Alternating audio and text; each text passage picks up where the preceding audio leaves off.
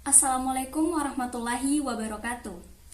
Halo teman-teman, saya Zul Aulil Hijriah dari jurusan Administrasi Bisnis Mahasiswi Politeknik Negeri Ujung Pandang. Di sini saya akan membahas mengenai komunikasi bisnis di dalam organisasi. Jadi, ada 8 poin yang akan kita bahas mengenai komunikasi bisnis di dalam organisasi. Yang pertama, pengertian komunikasi bisnis. Yang kedua, pengertian komunikasi organisasi. Yang ketiga, jenis-jenis komunikasi. Yang keempat, bentuk komunikasi organisasi. Yang kelima, proses komunikasi.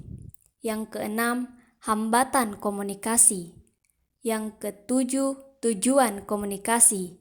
Dan yang kedelapan, atau yang terakhir ialah fungsi komunikasi.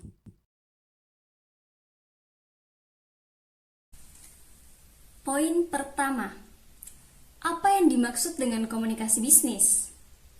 Komunikasi bisnis merupakan salah satu disiplin ilmu yang wajib dipelajari oleh para pelaku usaha.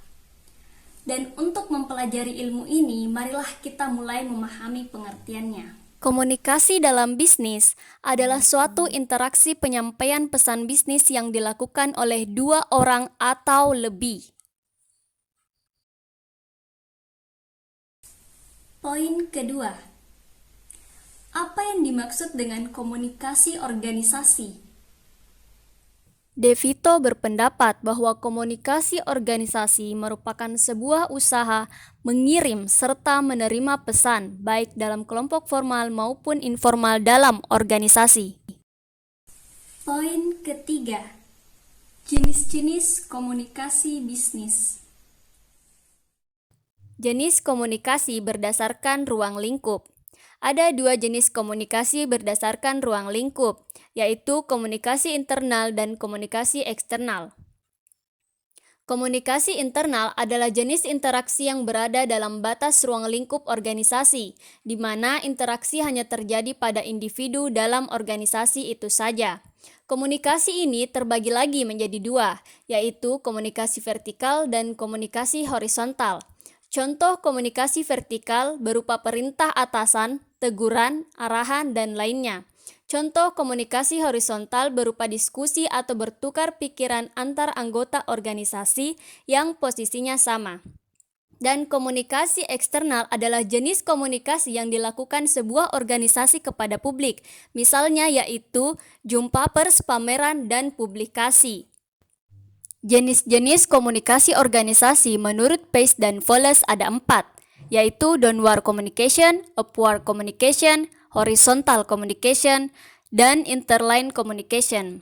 Downward communication atau komunikasi atasan ke bawahan adalah komunikasi yang berlangsung ketika orang-orang yang berada pada tataran manajemen mengirimkan pesan kepada bawahannya. Upward communication atau komunikasi bawahan kepada atasan adalah komunikasi yang terjadi ketika bawahan atau subordinate mengirim pesan kepada atasannya. Horizontal communication atau komunikasi horizontal adalah komunikasi yang berlangsung di antara para anggota organisasi. Dan interline communication atau komunikasi lintas saluran, yaitu komunikasi untuk berbagi informasi yang melewati batas-batas fungsional. Poin keempat, bentuk komunikasi organisasi. Di sini saya hanya mengambil 3 bentuk komunikasi organisasi. Adapun bentuk komunikasi dalam organisasi ialah komunikasi lisan, pemberian atau pertukaran informasi secara lisan. Komunikasi tertulis, pemberian atau pertukaran informasi secara tulisan. Komunikasi nonverbal, pemberian atau pertukaran informasi melalui gaya tubuh. Poin kelima, proses komunikasi. Proses komunikasi ialah bagaimana komunikator menyampaikan pesan, ide, gagasan melalui medium kepada komunikannya, sehingga dapat menciptakan suatu persamaan makna yang menimbulkan atau menghasilkan umpan balik kepada komunikator. Poin keenam, hambatan dalam komunikasi. Proses komunikasi tidak selamanya berjalan lancar. Ada beberapa hambatan komunikasi dalam organisasi. Yang pertama, hambatan semantik. Hambatan yang terjadi karena proses penyampaian ide atau pengertian tidak efektif. Yang kedua, hambatan teknis. Hambatan yang terjadi karena media atau platform yang digunakan dalam komunikasi. Yang ketiga, hambatan ekologis. Hambatan yang terjadi karena tempat yang tidak efektif, yang menimbulkan gangguan dalam komunikasi. Yang keempat, hambatan sosio-antropsikologis. Hambatan yang terjadi karena faktor situasional dalam komunikasi. Yang kelima, hambatan manusiawi. Hambatan yang terjadi karena adanya faktor pelaku manusia komunikasi organisasi. Adapun faktor pelaku manusia ialah persepsi selektif, atensi selektif, dan retensi selektif. Poin ketujuh, tujuan komunikasi organisasi.